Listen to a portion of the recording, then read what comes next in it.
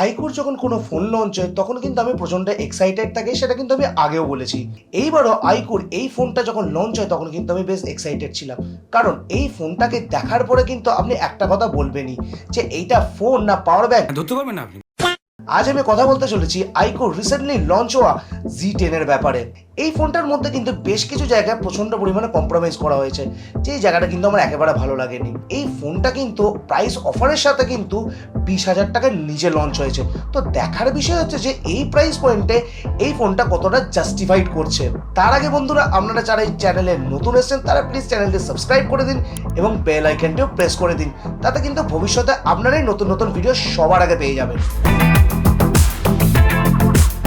Box open করলে আপনি সবার মতন ফোন দেখতে পেয়ে যাবেন এবং সাথে একটি ট্রান্সপারেন্ট টিপিইউ কেস দেখতে পেয়ে যাবেন, যেটা কোয়ালিটি আমি ডিসেন্ট বলবো। সাথে আপনি ডকুমেন্টেশন এবং সিম ইজেক্টর পিন দেখতে পেয়ে যাবেন, সাথে একটা 90 ওয়াটের ফ্ল্যাশ চার্জার দেখতে পেয়ে যাবেন এবং সাথে আপনি একটি A to C কেবল দেখতে পেয়ে যাবেন।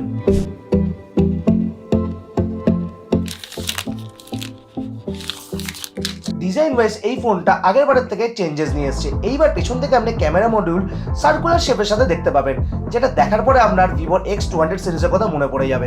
এই যে কালারটা দেখছেন এটা হলো গ্লেশিয়ার গ্রে কালার। এই কালারটার মধ্যে একটা গ্লেশিয়ার প্যাটার্ন দেখতে পাবেন, যেটা লাইটের সাথে রিফ্লেক্ট করে, যেটা দেখে কিন্তু আমার বেশ ইউনিক মনে হয়েছে এবং খুব ভালো লেগেছে। এছাড়াও আপনি আরো একটি কালার এই ফোনটার সাথে দেখতে পেয়ে যাবেন। অ্যাজ ইউজুয়াল এই ফোনটার ফ্রেম এবং ব্যাক প্যানেল প্লাস্টিক বা পলিকার্বনেটের তৈরি। এই ফোনটার ব্যাক প্যানেল এবং ফ্রেম রাউন্ডেড শেপ হওয়ার ফলে কিন্তু এই ফোনটা বেশ হ্যান্ডি এবং ইন অ্যান্ড ফিল কিন্তু বেশ ভালো আপনি দেখতে পাবেন। এই ফোনটার মধ্যে একটা বড় ব্যাটারি থাকার ফলেও কিন্তু এই ফোনটা কিন্তু 7.89 mm থিকনেসের সাথে আসছে এবং এই ফোনটা 199 গ্রাম ওজনের সাথে আসছে। এই ফোনটার মধ্যে আপনি IP65 এর রেটিং দেখতে পেয়ে যাবেন। আই উইশ কি এই ফোনটার মধ্যে IP68 এর রেটিং থাকতো, তাহলে খুব ভালো হতো। ডিসপ্লে প্রোটেকশনের জন্য এই ফোনটার মধ্যে শর্ট আলফা প্রোটেকশন ইউজ করা হয়েছে এবং এই ফোনটার মধ্যে আপনি MOIL 810HI মিলিটারি গ্রেড সার্টিফিকেশনের সাপোর্ট আপনি দেখতে পেয়ে যাচ্ছেন। পোর্টস অ্যান্ড বাটনের কথা বললে এই ফোনটার নিচে আপনি সিম tray, microphone, USB Type-C port এবং স্পিকার গ্রিল দেখতে পেয়ে যাবেন। রাইট হ্যান্ড সাইডে পাওয়ার অন অফ বাটন এবং ভলিউম রকার দেখতে পেয়ে যাবেন। ওপরে সেকেন্ডারি নয়েজ ক্যান্সেলেশন মাইক্রোফোন দেখতে পেয়ে যাবেন। লেফট হ্যান্ড সাইড পুরোপুরিভাবে ক্লিন এবং এর ক্যামেরা মডিউলে আপনি IR ব্লাস্টার দেখতে পেয়ে যাবেন। তবে এই যে Type-C পোর্ট দেওয়া হয়েছে সেটা জেনারেশন 2.0 পোর্ট। আই উইশ কি এই ফোনটার মধ্যে জেনারেশন 3.0 পোর্ট দেওয়া হতো, তাহলে কিন্তু বেটার হতো। ডিসপ্লে কথা বললে এই ফোনটার ডিসপ্লে কিন্তু আমার বেশ ভালো লেগেছে। এই ফোনটার মধ্যে আপনি 6.77 ইঞ্চের 120 হার্টজের একটা কোয়াড কার্ভ অ্যামোলেড ডিসপ্লে দেখতে পেয়ে যাবেন। যদি ডিসপ্লে ফর্ম ফ্যাক্টরের কথা বলি তো দেখলে কিন্তু আপনার ফ্ল্যাট ডিসপ্লে মনে হবে, কারণ এই ফোনটার মধ্যে চারিদিক থেকে খুব সামান্য সাটল কার্ভ আপনি দেখতে পাবেন। যদি ব্রাইটনেসের কথা বলি তো এই ফোনটার মধ্যে আপনি 1300 নিটসের হাই ব্রাইটনেস মোডে ব্রাইটনেস এবং 5000 নিটসের আপনি পিক ব্রাইটনেস দেখতে পাবেন। ইউটিউবে HDR কন্টেন্ট দেখতে পাবেন, বাট নেটফ্লিক্স বা অন্যান্য প্ল্যাটফর্মে কিন্তু HDR কন্টেন্টের সাপোর্ট আপনি এই মুহূর্তে পাবেন না। যদিও আইকুর ওয়েবসাইটে কিন্তু নেটফ্লিক্স এবং আমাজনের ক্ষেত্রে কিন্তু HDR সাপোর্ট কিন্তু দেওয়া রয়েছে। এই ফোনটার মধ্যে আপনি DCI-P3 কালার ক্যামেরার সাপোর্ট আপনি পেয়ে যাচ্ছেন, যার ফলে কিন্তু কালার রিপ্রোডাকশন কিন্তু বেশ ভালো দেখতে পাবেন এবং এই ফোনটার ভিউইং অ্যাঙ্গেল কিন্তু বেশ ভালো। কালার, কন্ট্রাস্ট, শার্পনেস এই ফোনটার ডিসপ্লে কিন্তু বেশ ভালো লেগেছে আমার। এই ফোনটার কিন্তু বেজেল বেশ পাতলা লেগেছে আমার, চিনও বেশ পাতলা লেগেছে আমার। এই ফোনটার মধ্যে একটা জিনিস আমার একেবারে ভালো লাগেনি, যেটা সবথেকে বড় কম্প্রোমাইজ মনে হয়েছে, সেটা হচ্ছে স্পিকার। এই ফোনটার মধ্যে আপনি সিঙ্গেল স্পিকার দেখতে পাবেন। স্যাম্পল আপনাদের সামনে রাখলাম।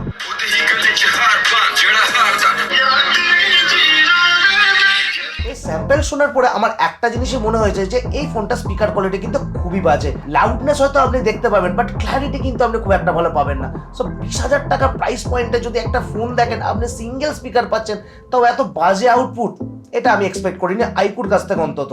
এবং এই ফোনটার মধ্যে আপনি LDAC কোডেক বা হাইরেস অডিও সাপোর্ট আপনি পাবেন না, ফলে মাল্টিমিডিয়া এক্সপিরিয়েন্স আমার মতে যে খুব একটা ভালো আপনি পাবেন তা নয়। আইকুর ফোন কিন্তু জেনারেলি পারফরমেন্সের জন্যই জানা যায়, তবে এই ফোনটার মধ্যে কিন্তু পারফরমেন্স ওয়াইজ কিন্তু কোনো রকম এক্সট্রাঅর্ডিনারি কাজ করা হয়নি, যেটা কিন্তু আইকো সাধারণত করে থাকে। এই ফোনটার মধ্যে আপনি স্ন্যাপড্রাগনের 7S Gen 3 প্রসেসর দেখতে পাবেন, যেটা 4 ন্যানোমিটারে বেস এবং সাথে আপনি LPDDR4X RAM এবং UFS 2.2 স্টোরেজ দেখতে পাবেন। এই ফোনটার মধ্যে অ্যাটলিস্ট UFS 3.1 স্টোরেজ হওয়া উচিত ছিলই ছিল। 20,000 টাকা প্রাইসে UFS 3.1 স্টোরেজ মাস্ট। পারফরমেন্সের কথা বললে এই ফোনটার মধ্যে আপনি অন্তত স্কোর 8.1 লাখের কাছাকাছি দেখতে পেয়ে যাবেন, যেটা আমি ভালো বলবো। আমি CPU থ্রটল টেস্টের কথা বলে এখানে কিন্তু এটা কনফিউজিং লেগেছে আমার। প্রথমবার টেস্টে কিন্তু আমি নো থ্রটল দেখতে পেয়েছি এবং সেকেন্ড টাইম টেস্টে আমি 67% রেজাল্ট পেয়েছি। যদি গেমিং এর কথা বলি তো BGMI আপনি 60 FPS এ খেলতে পারবেন। আশা করছি যে ফিউচারে আপনি 90 FPS আনলক পেয়ে যেতে পারেন। যদি COD মোবাইলের কথা বলি তো আপনি আলট্রা ফ্রেম রেটে খেলতে পারবেন। গেমিং কিন্তু আপনি ক্যাজুয়াল টু মডারেট বেশ ভালোভাবে করতে পারবেন, কোন রকম ল্যাগ বা স্টাটার কিন্তু দেখতে পাবেন না।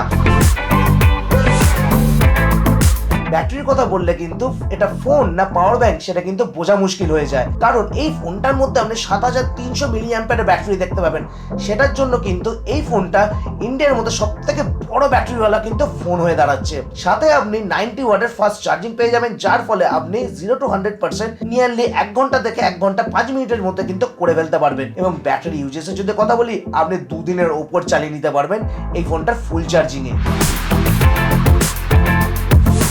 আরো একটা সেকশন যেটা আমার একেবারে ভালো লাগে না সেটা হচ্ছে সফটওয়্যার সেকশন। এই ফোনটার মধ্যে আপনি FunTouchOS 15 দেখতে পাবেন, যেটা বেস্ট অ্যান্ড্রয়েড 15 এ। এমনিতেই FunTouchOS আমার ভালো লাগে না, তার উপর এই ফোনটার মধ্যে আপনি মাত্র 2 বছরের মেজর OS আপডেট এবং 3 বছরের সিকিউরিটি ওএস আপডেট দেখতে পাবেন। এই ফোনটার মধ্যে আমি এক্সপেক্ট করেছিলাম অন্তত 3 বছরের মেজর OS আপডেট দেবে। 20,000 টাকা প্রাইস পয়েন্টের ফোনে অ্যাটলিস্ট 3 বছরের মেজর OS আপডেট হওয়া উচিতই উচিত। তার উপর এই ফোনটার মধ্যে আপনি বেশ কিছু থার্ড পার্টি অ্যাপ দেখতে পাবেন, যেটাকে আমরা ব্লোটওয়্যারস বলে থাকি। সাথে আপনি VApp স্টোরের নোটিফিকেশন দেখতে পাবেন, ব্রাউজারের নোটিফিকেশন দেখতে পাবেন, যেটা বারবার আসবে, যেটা প্রচন্ড পরিমাণে বিরক্তিকর। তার সাথে হট অ্যাপ হট গেমস তো আছেই, সাথে লক স্ক্রিনের গ্লান্সও দেখতে পাবেন, যেগুলোকে আপনাকে আলাদা করে আনইনস্টল করতে হবে, আলাদা করে ডিলিট করতে হবে, আলাদা করে ডিসেবল করতে হবে। তারপরে গিয়ে আপনি একটু ক্লিন এবং একটু স্মুথ এক্সপিরিয়েন্স পাবেন। এই ফোনটার মধ্যে বেশ কিছু AI এর ফিচারও দেওয়া রয়েছে, লাইক সার্কেল টু সার্চ, যেটা অলমোস্ট সমস্ত ফোনে আপনি দেখতে পাবেন। AI অবজেক্ট রিমুভার, যেটা আপনি সমস্ত ফোনে প্রায় দেখতে পেয়ে যাবেন। সাথে আপনি নোট অ্যাসিস্ট, সুপার ডকুমেন্ট, এরকম কিছু AI এর ফিচার আপনি দেখতে পেয়ে যাবেন। কানেক্টিভিটি ওয়াইজ কিন্তু এই ফোনটার মধ্যে অ্যাজ কোনো রকম সমস্যা নেই। এই ফোনটার মধ্যে আপনি 10টা 5G ব্যান্ড দেখতে পেয়ে যাবেন, সাথে Wi-Fi 6 দেখতে পেয়ে যাবেন, ওয়াইড ওয়াইড LWAT দেখতে পেয়ে যাবেন, ক্যামেরা টু API দেখতে পেয়ে যাবেন। এই ফোনটার মধ্যে সমস্ত রকম সেন্সরস আপনি পেয়ে যাবেন, সাথে একটি ইন ডিসপ্লে অপটিক্যাল ফিঙ্গারপ্রিন্ট সেন্সরও দেখতে পেয়ে যাবেন, যেটা লিটারালি ফাস্ট। আরো একটা বড় কম্প্রোমাইজ এই ফোনটার মধ্যে করা হয়েছে, সেটা হচ্ছে ক্যামেরা সেকশনে। এই ফোনটার মধ্যে আপনি পেছনে 50 মেগাপিক্সেলের একটা প্রাইমারি সেন্সর দেখতে পেয়ে যাবেন, যেটা Sony IMX882 সেন্সর, যেটা OIS এর সাথে আসছে। এই সেন্সরটা কিন্তু বেশ পুরনো। জেনারেলি এই সেন্সরটা 15-16 হাজার টাকার ফোনে কিন্তু আমরা দেখতে পাই। তাছাড়াও এই ফোনটার মধ্যে আপনি কোনো রকম আল্ট্রাওয়াইড সেন্সর দেখতে পাবেন না, তার জায়গায় একটা 2 মেগাপিক্সেলের ডেপথ সেন্সর দেওয়া হয়েছে। 20,000 টাকার একটা ফোনের মধ্যে আল্ট্রাওয়াইড সেন্সর নেই, এটা একটা প্রচন্ড পরিমাণে ডিসঅ্যাডভান্টেজ বলবো আমি। তার সাথে আপনি ফ্রন্টে 32 মেগাপিক্সেলের একটা সেলফি সেন্সর দেখতে পেয়ে যাবেন, সেটা ওকে। যদি ক্যামেরা রেজাল্টের কথা বলে, এর সেন্সর পুরনো হলেও কিন্তু এর কিন্তু প্রসেসিং কিন্তু বেশ ভালো। আপনি ভালো কালার, ভালো ডিটেল, ভালো ডাইনামিক রেঞ্জ, ভালো লাইট কন্ট্রোল কিন্তু এই ফোনটা কিন্তু ব্যাক ক্যামেরা পেয়ে যাচ্ছে। এর কালার একটু পাঞ্চি লাগলেও কিন্তু খুব আই প্লিজিং লাগবে আপনার। একেবারে সোশ্যাল মিডিয়ায় রেডি পিকচার জায়গা বলা যেতে পারে। যদি হিউম্যান স্কিন টোনের কথা বলি তো কিছু ক্ষেত্রে এর হিউম্যান স্কিন টোন ভালো এলো, ম্যাক্সিমাম ক্ষেত্রে কিন্তু হিউম্যান স্কিন টোন ভালো আসে না। ম্যাক্সিমাম ক্ষেত্রে কিন্তু একটা রেডিশ টোন কিন্তু আপনি হিউম্যান স্কিন টোনে দেখতে পাবেন, যেটা আমার একেবারে ভালো লাগেনি। পোর্ট্রেট মোডের কথা বললে আপনি 1x, 1.5x এবং 2x এ পোর্ট্রেট নিতে পারবেন। পোর্ট্রেটের কোয়ালিটিও সেম। এজ ডিটেকশন মোটামুটি আমি ভালো বলবো। লো লাইটের কথা বললে লাইট কন্ডিশন যদি ভালো থাকে তাহলে কিন্তু আপনি ভালো ছবি পেয়ে যাবেন, বাট আদারওয়াইজ কিন্তু ছবি কিন্তু সফট আসছে। লো লাইটেও কিন্তু হিউম্যান স্কিন টোন আমি খুব একটা ভালো কিন্তু দেখতে পাইনি, মোটামুটি বলবো। ফ্রন্ট ক্যামেরার কথা বললে ফ্রন্ট ক্যামেরা কোয়ালিটি ভালো বলবো, খুব একটা এক্সট্রাঅর্ডিনারি আমার লাগেনি। ভিডিওর কথা যদি আমি বলি তো আপনি ব্যাক ক্যামেরা দিয়ে 4K 30 fps এবং ফ্রন্ট ক্যামেরা দিয়ে 4K 30 fps এ ভিডিও নিতে পারবেন। যদি ভিডিওর কোয়ালিটির কথা বলি, কালার এবং ডিটেলস ভালো পেলেও ডাইনামিক রেঞ্জ কিন্তু আপনি মোটামুটি পাবেন, বাট স্টেবিলাইজেশনের যদি কথা বলি খুবই বাজে বলবো আমি, একেবারে বিলো অ্যাভারেজ। যদি এক কথায় বলা যায় তো অ্যাভারেজ ভিডিও কোয়ালিটি বলবো। সো ওভারঅল যদি ক্যামেরার কথা বলি আমি অ্যাভারেজ ক্যামেরা কোয়ালিটি বলবো। এইবার আসছে এই ফোনটা প্রাইসিং এ। এই ফোনটা 3টে ভেরিয়েন্ট অ্যাভেলেবেল, 8/128, 8/256 এবং 12/256 জিবি ভেরিয়েন্ট, যেটা শুরু হচ্ছে 21,999 থেকে।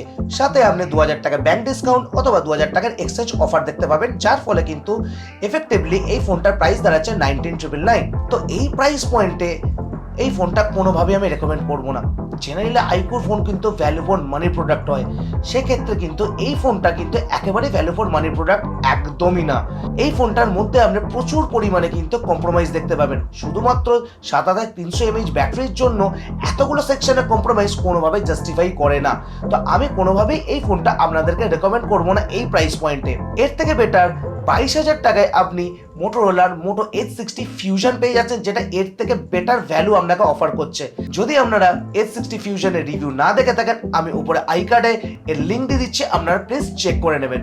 আশা করছি আপনাদের এই ভিডিওটা ভালো লেগেছে, এই ফোনটার ডিটেল রিভিউ আপনার ভালো লেগেছে। যদি ভালো লেগে থাকে তাহলে ভিডিওটি লাইক করে দিন, বন্ধুদের সাথে শেয়ার করে দিন এবং চ্যানেলটি ডেফিনেটলি সাবস্ক্রাইব করে দিন এবং বেল আইকনটি প্রেস করে দিন।